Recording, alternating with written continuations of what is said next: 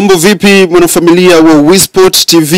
Mbele yako ni Jaffe wa mipango, mdau huyu wa soka, na kubwa hasa alofanya ni mtafute na tuketi naye hapa ni kuzungumzia habari ya uwanja ambayo taarifa kwa umma inazungumza kwamba uongozi wa klabu ya Simba unapenda kuwajulisha au kuwafahamisha kuwa licha ya jitihada zote zilizofanywa na serikali, TFF na klabu katika kuhakikisha mchezo wetu wa finali ya kombe la shirikisho barani Afrika dhidi ya RS Berkane wa tarehe 25 Mei 2025 unafanyika katika uwanja wa Benjamin Mkapa zimeshindikana kwa herufi kubwa.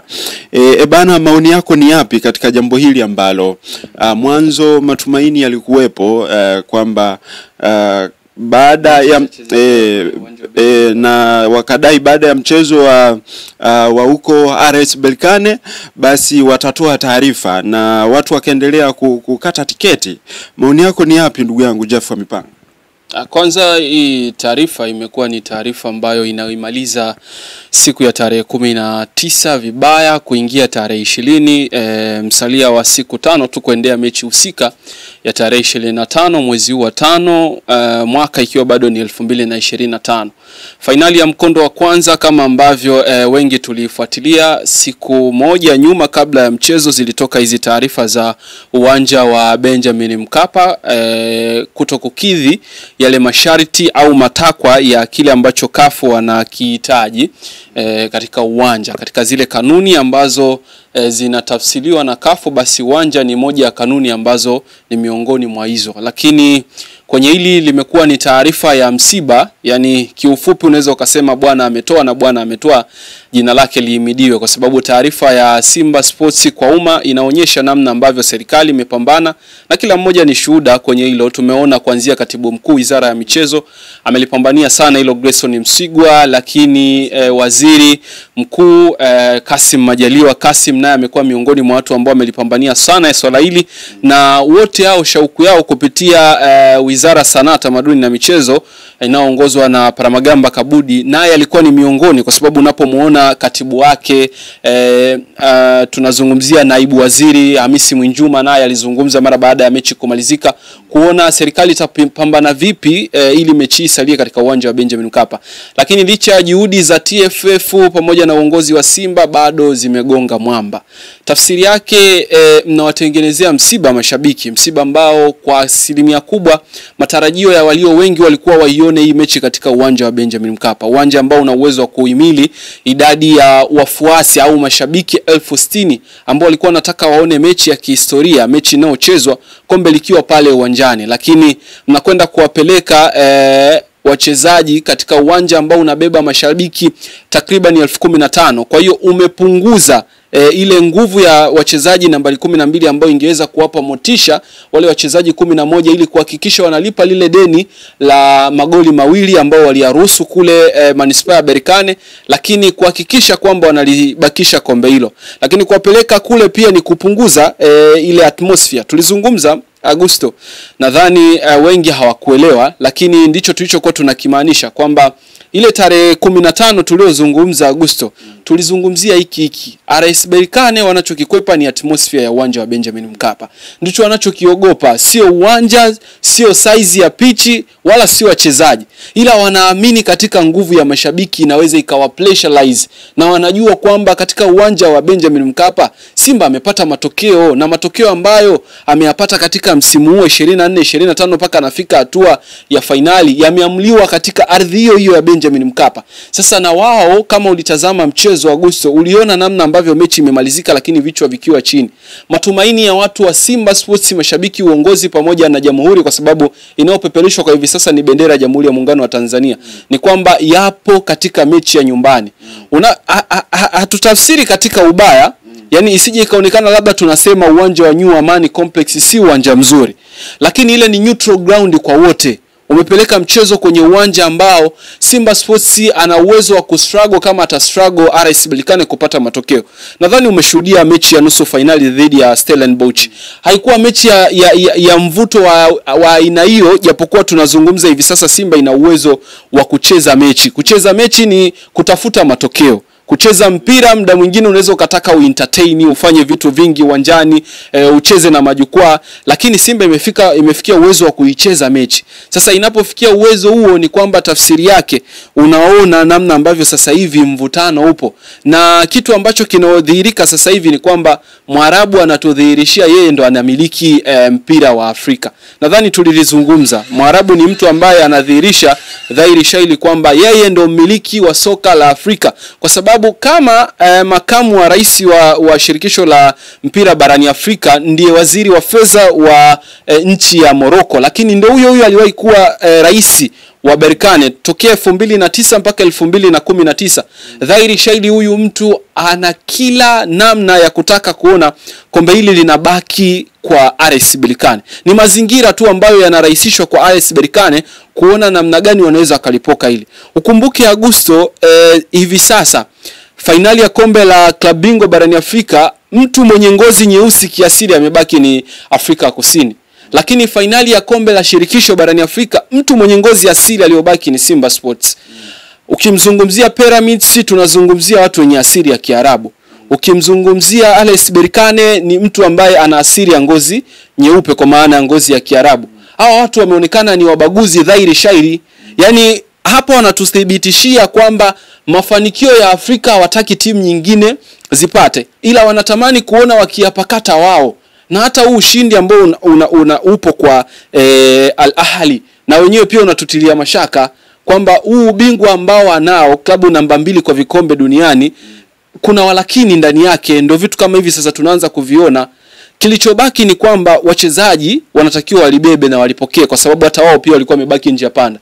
Hawajui mechi ni Benjamin Mkapa, hawajui mechi ni New Amani Complex Zanzibar. Kwa hiyo kisaikolojia ikiwachukua wachezaji ni kwamba hawatakuwa na performance nzuri, kama ambavyo uliona dakika 20 za kipindi cha kwanza kule Berkane ilikuwa ni ngumu kwa Simba. Kwa sababu gani?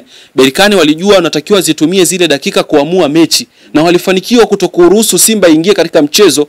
Ndio maana Simba Sports ilipokea mabao ya haraka, lakini toka hapo walivyojitahidi kurudi ndani ya mchezo hakuna bao lililotokea. Tafsiri yake ni kwamba hata wao wanajua kwamba ugumu wa finali ya mkondo wa pili unakwenda kuwa nyumbani kwa hawa jamaa, na kila wanapozitazama mechi wanaona kuna namna ambayo mechi itakuwa na ushindani kwa hawa jamaa kutaka kusalisha ili kombe ndani ya ardhi yao. Na ukumbuke pia ni heshima ambayo Simba kaipata, kombe kuja kupewa hapa, mshindi anakuja kupewa katika ardhi ya Jamhuri ya Muungano wa Tanzania. Kwa namna ipi anayotakiwa kuifanya ajiangalie. Hapa sasa ni yatima, na tulizungumza kwamba asilibebe hili kama sehemu ya kutafuta utetezi, asilibebe hili kama sehemu ya kwenda kutafuta haueni katika mechi hii ya finali. Ana baba, ana mama, watu wote wamejivua kwa upande wake. Anachotakiwa kufanya ni kuhakikisha anapambana kwa udi na uvumba, kulipa deni ambalo alilitengeneza kwenye mechi ya ugenini, lakini kuwapa furaha mashabiki wake ambao kwa hivi sasa wameshavunjika mioyo kwa mechi kuhamia kule New Amani Complex Zanzibar. Kwa hiyo kwa jinsi ninavyotazama ni hivyo Mr. Augusto. Kwa jinsi ambavyo unaona jambo lilivyokuwa linaenda, ni dhahiri kwamba mmiliki wa RS Berkane anatafuta ubingwa kivyo vyote. Hilo lipo wazi kwa fitna ambazo zimekuepo, hilo lipo wazi, kwa sababu ukitazama mechi iliyochezwa Manispaa Berkane hana ukubwa huo kwa taifa la Morocco, ila tu alichofanikiwa ni kwamba mataifa mawili makubwa kwa mpira barani Afrika, unazungumzia taifa ambalo liliwahi kutoa timu ya taifa ambayo imecheza finali ya kombe la dunia pale, nusu finali ya kombe la dunia pale Qatar, ndio timu ambayo inatoka RS, ndio taifa ambayo inatoka timu ya RS Berkane ipo finali ya kombe la shirikisho. Kwa tafsiri yake ni kwamba kwa hali na mali wanaitafuta heshima ya taifa, wanatafuta kwa nguvu na mamlaka ambayo tayari wao wanayo. Yani sasa hivi kinachowanufaisha RS Berkane ni kwamba wanajivunia kuwa na makamu wa rais ambaye aliwahi kuwa rais wa klabu ya RS Berkane, ambaye hivi sasa ni waziri wa fedha kwa taifa lao. Kwa hiyo nguvu hiyo ndo ambayo wanaitumia kudhoofisha Simba, ambaye hana mtu yoyote ndani ya uongozi wa CAF, sio wajumbe, sio nani, hana watu wao. Kwa jitihada za Simba zimeshindwa kuzaa matunda kwa sababu hawana mtetezi. Yaani wakikaa pale wakubwa, yeye Simba anatetewa na nani? Crescentus Magoli, umeona namna ambavyo amehangaika toka mara ya kwanza taarifa imetoka, haraka akaenda uwanja wa Benjamin Mkapa kuonyesha kwamba hii pitch ipo sawa, hakuna shida yoyote. Lakini yote hayo Simba walikuwa tayari wameshapokea nini? Wameshapokea hiyo taarifa. Aliyakuwa wao wana complain kwa nini RS Berkane wao wamepata taarifa kabla ya Simba Sports. Na wakati huo muandaaji wa fainali ya mkondo wa pili ni Simba Sports. Kwa nini asianze kupewa taarifa muandaaji ili ajiandae? Unaenda kumpa mtu ambaye anakuja kama mgeni kwenye michuano. Unaona? Tafsiri yake ni kwamba hawa watu mnawapendelea. Kama wameweza kufanya booking ya ndege, tiketi ya booking ya hoteli siku moja kabla, tarehe 14 wao wamefanya booking ya hoteli Zanzibar. Sasa kama wao wamekuwa na hiyo nafasi mpaka ya kubook hoteli, walikuwa na uhakika wa 100% piga uagalagaza, hawa Simba Sports hawatachomoka kwenye hili swala. Na ndivyo ilivyokuwa, ndicho hichi ambacho kinadhihirika kwa hivi sasa. Nilikwambia kama Motsepe ambaye ni raisi wa shirikisho la mpira barani Afrika alikuja kukili wazi Terminal 3 baada ya kushuka, kuulizwa swali kwamba lile goli lilofungwa na Stefan Kiazizi kwenye mechi ya robo finali mkondo wa pili mkiwa nyumbani kwenu, lilikuwa ni goli halali au si halali? Akadai kwamba kwa yeye anaona lilikuwa ni goli halali. Sasa jiulize kwa nini halikutafsiriwa kama goli halali? VAR ilikuwepo, video assistance referee ilikuwepo kumsaidia mwamuzi kutafsiri matokeo ambayo yanakuwa ni magumu au yana mkanganyiko kwa jicho lake ambavyo ametazama. Lakini akagomea kwenda kuitazama VAR. Kwa sababu gani? Wachezaji pengine wa Young Africans hawakuwa na huo uzoefu wa kujua namna ya kumharasi mwamuzi ili aende akaitazame VAR. Pengine labda walikuwa wanatakiwa ajiite pembeni, wasubiri kwanza paka aende aangalie ili mechi ije iendelee, lakini wakakubali wakiamini kwamba kuna kitu wanaweza wakakipata. Lakini mwisho wa siku hicho kitu kikashindikana kupatikana. Lile ndio ilikuwa ni advantage yenu, mmeshindwa kuitumia. Sasa kama mnaposhindwa kuitumia, wao watawahukumu katika upenyo wa nafasi ndogo wanayoipata. Ndicho ambacho nakiona hivi sasa. Naona kwa udi na ubumba taifa la Morocco kupitia timu yake inaloiwakilisha kwa hivi sasa. Ukizungumzia Raja Athletics Club hakuna kitu. Ukimzungumzia Wydad the same thing. Ukimzungumzia AC Farabati nao pia dhofuli hali. Aliyetoka ni huyu ambaye sasa hivi ndio bingwa wa Morocco. Wanampambania kutunza heshima ya taifa. Wanajua kwamba tukikosa huku klabu bingwa basi hamna tutaokota kwa upande wa kombe la shirikisho. Na sasa hivi mwakilishi ni huyu Berkane. Unaweza ukajivunia vipi taifa ambalo lina historia kubwa ya mpira barani Afrika limetoka patupu kwenye msimu mzima? Wao Misri sasa hivi macho yote hapo kwa Pyramids ambaye hawamtegemei kwa 100%, lakini walau wanamwekea matumaini ya kwamba tunaweza tukaambulia kitu kupitia nani? Pyramids, mtu ambaye alikubali kufanya uwekezaji ili kuleta mabadiliko ndani ya klabu. Na ndicho kinachoonekana sasa hivi. Kwa hiyo tunachotakiwa kwa sasa hivi ni kutuliza hisia, kuweka pressure chini, kusubiri dakika 90 sasa. Hii inatakiwa ibegwe na wachezaji. Wajue hivi sasa wana mzigo mzito zaidi ambao wameupakata kwenye mabega yao. Yaani ilivyokuwa mara ya kwanza ni tofauti na jinsi ilivyo kwa hivi sasa. Kama ugumu wa mechi unakwenda kuongezeka mara 2 zaidi. Na ukumbuke hapa ndani kumekuwa kuna ule utani wa Simba na Yanga. Utani wa Simba na Yanga. Hili swala haliwezi likawa Agosto la watu wote wa mpira. Hilo haliwezi likakaa kutokea. Lazima kuwepo. Sasa kutakuwepo hii mipishano ya wapo ambao watafurahia, lakini wapo ambao wataona hapana, hii sio sahihi. Umeongeza gharama za watu ambao walikuwa wamekata tiketi ya shilingi 7,000 kwenda kuitazama Simba Sports. Sasa hivi unawalazimisha waongeze zaidi ya 200,000 kusafiri kwenda Zanzibar, kulipia gharama za malazi kwa maana ya sehemu ya kulala, chakula, huyo mtu yeye mwenyewe pesa ya kujikimu huko atakapokwenda, kuna dharura, pesa ya kuingilia uwanjani, nauli. Haya, tayari watu tunazungumzia VIP sold out, Platinum sold out, VVIP sold out, VIP B sold out. Kwa mashabiki. hao watu, kuna watu wamekata kaka walikuwa na gharama tu ya 30,000, alafu ana 5,000 yake ya kumtoa labda Buza kumpeleka uwanja wa Benjamin Mkapa, kumtoa Gongo la Mboto, kumtoa Tabata kumpeleka Benjamin Mkapa. Leo nauli ya kwenda Zanzibar shilingi 35,000.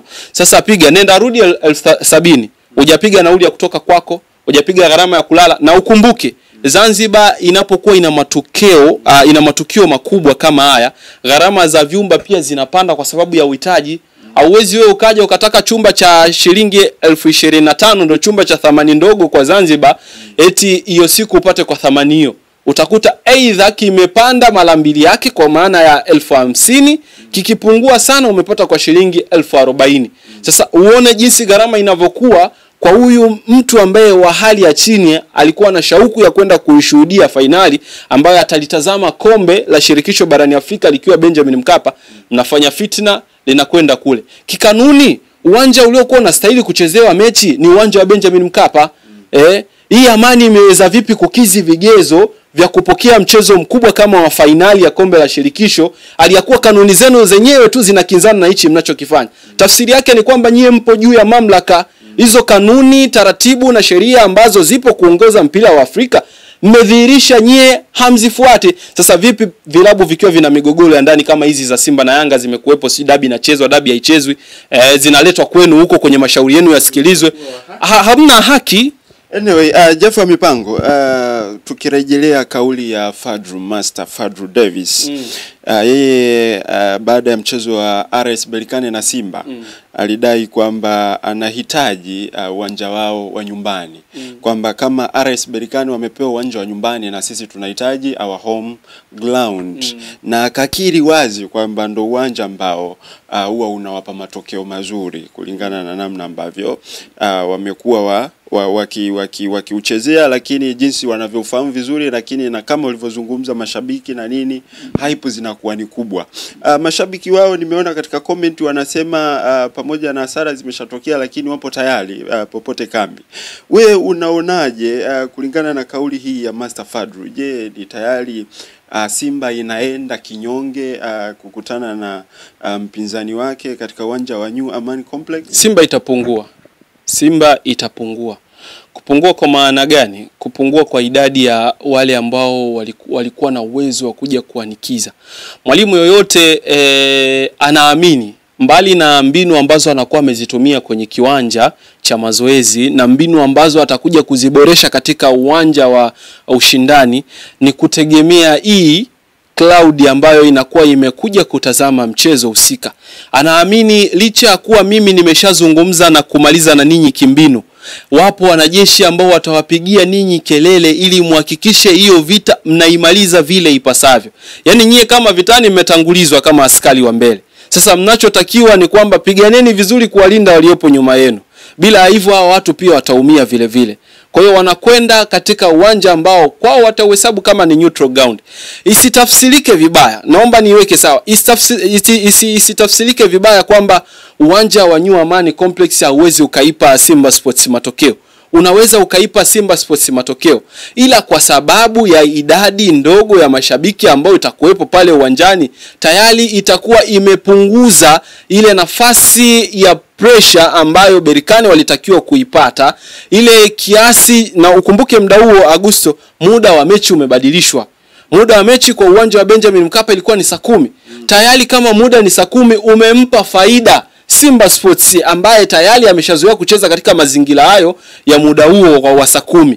RS Berkane kivyo vyote ilikuwa inamdhoofisha kwa namna moja au nyingine kwa majira ambayo Simba Sports ilikuwa imepangiwa mchezo. Umehamisha uwanja, umehamisha muda, automatically hao wachezaji pia kuendea huu mchezo saikolojia zao ziko yani sijui nitumie neno gani rahisi, lakini ni kama zimechachuka kwa sasa hivi.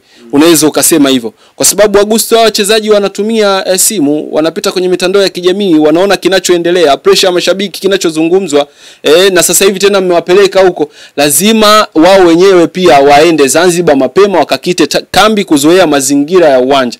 Tayari mmefanya saikolojia yao kuanza kuadapti mazingira ambayo waliamini finali itakuwa uwanja ambao wao pia imekuwa ni sehemu ya kupata matokeo. Kwa hiyo naona namna ambavyo ile morali kwa nje unaweza kusema morali itakuwepo kwa 100%, lakini hata uongozi wao wenyewe kuna namna wameingia ubaridi kwa hili swala ambalo limetokea. Kwa kama linaingia kwa viongozi kupata ubaridi, tegemea pia wachezaji nao wataingia kwenye huo ubaridi. Itakuwepo tu swala la kwamba uwanja wote popote kambi, lakini kwa namna mlivyo react kwa mara ya kwanza imeonyesha dhahiri shaili uwanja wa kupatia matokeo ulikuwa ni Benjamin Mkapa. Kwa lazima kuna vitu vitapungua Augusto. La mwisho ndugu yangu, tumeyazungumza kwa upana wake na nataka tu nikupitishe kwenye kanuni za CAF kuhusiana na uwanja. Kuna kategori 4. No. Kuna kategori ya kwanza, ya pili, ya tatu mpaka ya 4.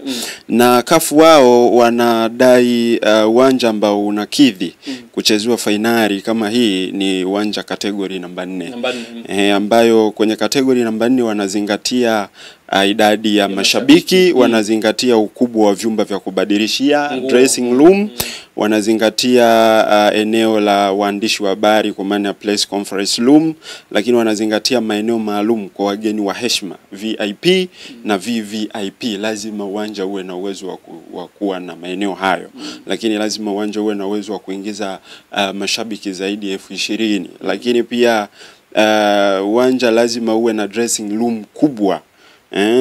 Je, unatazamaje maamuzi ya CAF katika hili ambalo uwanja wa New Amani ni kategori ya 3, lakini uwanja wa Benjamin Mkapa ni kategori ya 4, lakini pamoja na kanuni zao kuhitaji uwanja wa kategori namba 4, lakini bado maamuzi yameegemea katika uwanja huu ambao ni wa chini zaidi kwa Benjamin Mkapa.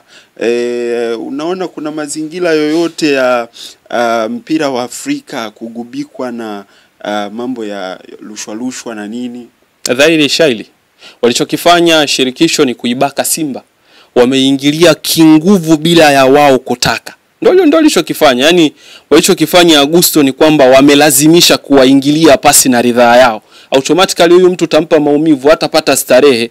Ilikuwa inategemea kutolewa burudani, ilikuwa inaonekana ni party, lakini mwisho wa siku imegeuka kuwa ni msiba na majonzi. Automatically dhahiri shaili inaonekana kuna manufaiko. Sasa kama kuna manufaiko ya watu wachache, wengine wanakandamizwa, ni kwamba ninyi mnahujumu shirikisho la mpira wa miguu Tanzania. Yaani kama watu walikuwa wanatakiwa kungatuka kwenye nafasi zao kwa haraka iwezekanavyo, basi ilikuwa ni shirikisho la mpira wa Afrika. Halistahili hata kidogo. Na tulizungumza, ukiwa na kiongozi asiyejua kupigania maslahi ya watu wake ila akaona maslahi ya kwake ni bora kuliko watu wake, huyo hastahili, kwa sababu anajichumia tumbo yeye mwenyewe. Wengine ninyi hamna nafasi. Yes, yani anachofanya ni anawafyonza ninyi kupitia kodi zenu ili yeye anufaike. Sasa ukipata kiongozi wa namna hiyo hastahili hata kidogo, na hapa ndo muda wa wao kujifunza. Yani natakiwa wajifunze. Haya mambo sijui ya makamu wa rais anakuwa sijui ndio rais. Chukulia mfano, nakupa mfano mdogo. Leo hii kuna mwenyekiti wa vilabu barani Afrika. Ndiye kiongozi wa Young Africans. Litokee jambo ambalo lipo kwa Young Africans, labda anakutana na timu fulani kwa upande wa kimataifa. Amepanda katika ngazi, katoka kwenye hii mwenyekiti wa vilabu barani Afrika, pengine ni makamu wa rais au ni rais. Unategemea hapo timu yake hata ipa nafasi ya upendeleo? Lazima inakuwepo. Kwa hiyo waangalie namna ambavyo wanaweza kuliboresha ili shirikisho la mpira barani Afrika, ili kuepuka hizi bias ambazo zinaonekana kwa hivi sasa. Madhara yake sasa ndio haya yanaonekana. Ikiwa haipo kwa upande wenu utachekelea, utafurahia, lakini mabadiliko yanaletwa na maumivu. Kama hamtokubali maumivu hayawezi kutokea mabadiliko. Lazima watu waumie ili mabadiliko yaje. Yanakuja vipi?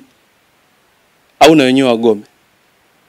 Wagome waipeleke mechi wapi? Yani wagome tu. Yani sasa kwa sababu kama kanuni kama kanuni inakubeba. Fadlu alidai kama wataki wachezee katika uwanja wa nyumbani, basi wabakishwe huko Berkane, wakichape pale katika dimba la Manispaa ya Berkane. Watakuwa wamelizoea hilo dimba. Bana ndugu yangu Jaffe wa Mipango, kulingana na muda wetu basi niseme tu mpaka hapo tunaweka nukta. Muendeleeni kutufuatilia katika mitandao yetu ya kijamii, YouTube, Facebook, Instagram na TikTok. Kwa jina hilo hilo tu, WISPORT TV. Bye bye.